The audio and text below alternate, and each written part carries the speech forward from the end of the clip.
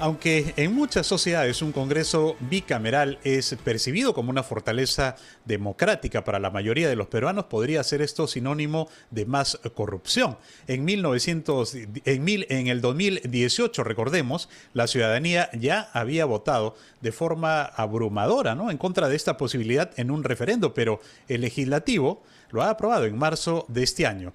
Ha aprobado el retorno a la bicameralidad con la creación de un Senado para el 2026. Y esta semana el gobierno ha promulgado el retorno a la bicameralidad después de 3 décadas. ¿Cuáles son las implicancias que puede tener esto en la vida de nuestro país? Lo vamos a conversar con el doctor Eber Joel Campos Bernal, profesor de Derecho Constitucional de la Pontificia Universidad Católica del Perú. Doctor Campos Bernal, muy buenos días, bienvenido a RPP.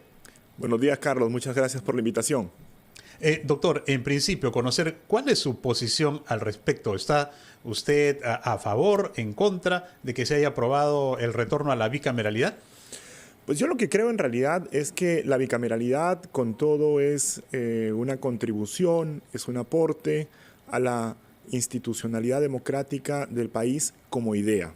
Es decir, creo que es importante distinguir entre el sentido de la propuesta en abstracto como una forma de mejorar el desempeño del Parlamento, tan venido a menos, lamentablemente, en el último tiempo, y el diseño específico de esta propuesta de bicameralidad, con la cual diría tengo algunos reparos. Ahora, a ver si nos puede mencionar cuáles son esos reparos que nos interesa conocerlo, Sí, doctor. Yo creo que hay dos temas que de algún modo han generado inquietud y preocupación por parte de la ciudadanía, ¿no? El primero tiene que ver con la aprobación en sí misma de esta medida, precisamente por lo que usted recordaba, Carlos, hace un momento, ¿no? Hay un antecedente que es del año 2018, cuando la inmensa mayoría de peruanos en un referéndum se mostró en contra del retorno de la bicameralidad. Y yo pensaría que eso pasó en gran medida como una reacción frente al desprestigio del Congreso en ese momento. Entonces, desde mi punto de vista, lo que correspondía era que el Congreso tratara de hacer los esfuerzos necesarios para convencer a esa inmensa mayoría que se mostraba en contra de la bicameralidad. Y quizá lo que hubiese correspondido es generar un escenario de deliberación al interior del Congreso más amplio que el que se tuvo. Es decir, un escenario en donde participaran diferentes actores, políticos, institucionales, académicos, que hubiesen, pienso, aportado a una discusión más rica y productiva. Y yo pienso que, de alguna manera, la segunda observación que yo tengo con la bicameralidad, tal como se ha aprobado, puede ser de algún modo consecuencia de la primera, ¿no? Es decir, siendo conscientes de que la bicameralidad como idea es beneficiosa para la democracia de nuestro país, pienso que el diseño ha presentado algunos inconvenientes que muchos hemos pasado por alto, y quizá eso se ha debido en parte justamente a que el debate previo no ha sido todo lo amplio, plural y robusto que debió ser. Por ejemplo, por poner solo un ejemplo de algunos que podríamos resaltar. Hay algunos politólogos que han señalado, por ejemplo, que en este diseño el Senado va a concentrar un poder que, por ejemplo, no le reconocíamos incluso en la tradición constitucional de nuestro país.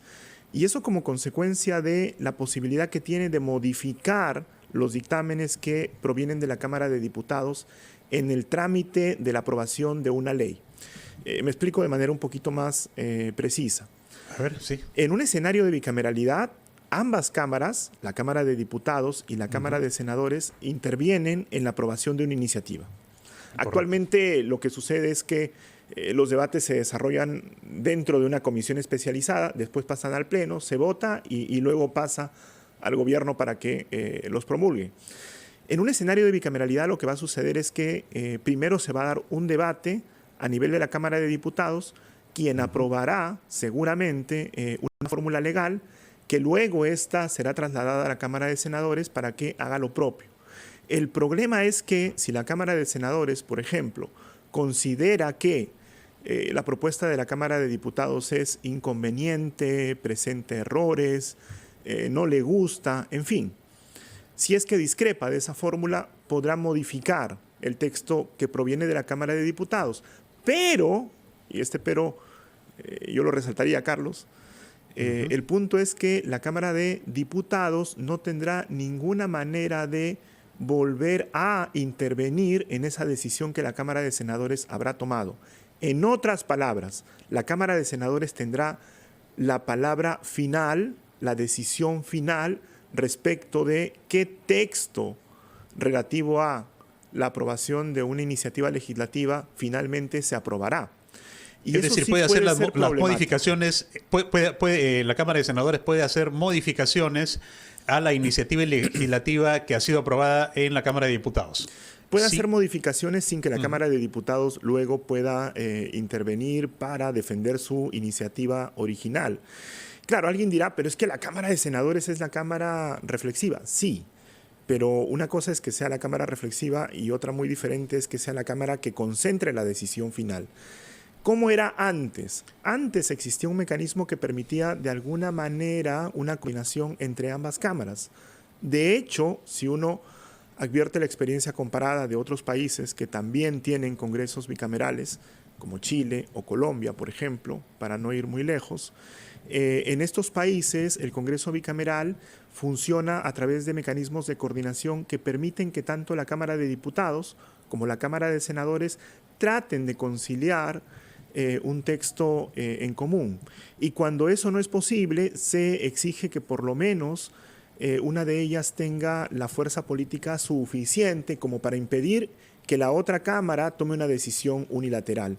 Ahora eso no ha sucedido. En la propuesta que se ha aprobado, la Cámara de Senadores al final va a concentrar la decisión sobre las leyes que se aprueben y eso puede ser, según se ve a Carlos, problemático, porque estaríamos dándole a una Cámara en particular, la de senadores, un poder muy grande, ahora, sin perjuicio doctor, de lo que pueda hacer la otra, ¿no?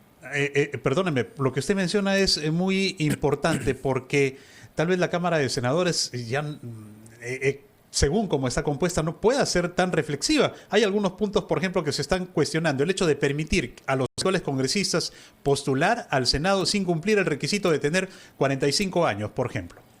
Sí, y yo creo que eso también de alguna manera ha distorsionado las discusiones de fondo, ¿no? Yo en lo personal hubiese sugerido una fórmula diferente.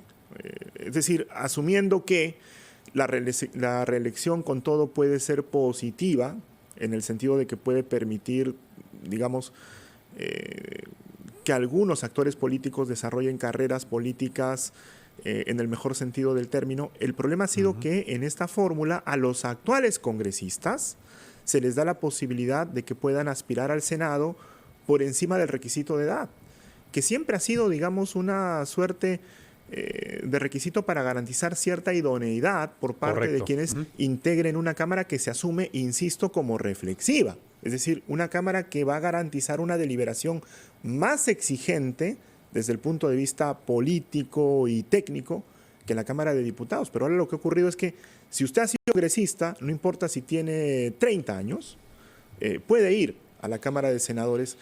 Y claro, yo en eso lo que diría es... y la mayoría de la opinión pública entiende eso de que los congresistas quieren continuar en el cargo, ¿no? Sí, pero además, en todo caso, eso es lo que se deja entender. ¿Qué experiencia relevante puede significar el hecho de haber sido parte de un parlamento respecto de lo que puede suponer una trayectoria profesional, política o social importante, ¿no? Ahora, una última consulta. ¿Y cómo podría influir, ¿no, la presencia de los actuales congresistas en el Senado, en la dinámica política del país, considerando el nivel de desprestigio que tiene el actual Parlamento, doctor? Yo lo que creo ahí, Carlos, que hay que ser consciente de dos cosas. La bicameralidad, vuelvo, insisto, con este concepto, como idea, desde mi punto de vista, es positiva. Me parece que la experiencia ha demostrado que un Congreso unicameral no funciona de forma idónea. Pero pienso que más allá, digamos, de la idea, lo importante es cómo ésta se plasma en la realidad. El diseño, las funciones y competencias que le atribuimos a cada Cámara, la manera como es que ésta va a interactuar. Y eso tiene sí un impacto político relevante, ¿no? Por ejemplo, el mecanismo de elección que se está proponiendo para la Cámara de Senadores, desde mi punto de vista, puede generar incentivos para que se replique la conformación de la Cámara de Diputados. Actualmente, a los congresistas se los elige a través de la figura del distrito electoral múltiple, ¿no? Lo que conocemos, las circunscripciones electorales con base regional. Lo que se está proponiendo es que a los diputados se los siga eligiendo de esa manera, lo cual puede tener hasta sentido, Carlos. Pero a casi la mitad de los senadores también se los elija de esa manera. Y a mí me parece que eso sí es problemático, porque si el mecanismo de elección va a ser el mismo, entonces, ¿qué nos garantiza que el tipo de representación que estos ejerzan en una Cámara que se asume diferente a la de diputados también va a variar? Yo creo que nada. Y me parece que eso no ha sido suficientemente meditado y sí va a tener un impacto en el desempeño político de quienes integren el nuevo Congreso, ¿no? Y seguramente el debate y el análisis va a continuar, doctor, y vamos a tener otra oportunidad para continuar con este importante diálogo. Doctor Eber Joel Campos Bernal, le agradecemos por este diálogo y por su presencia en RPP. Muy amable, muy buenos días. Gracias, Carlos, por la invitación.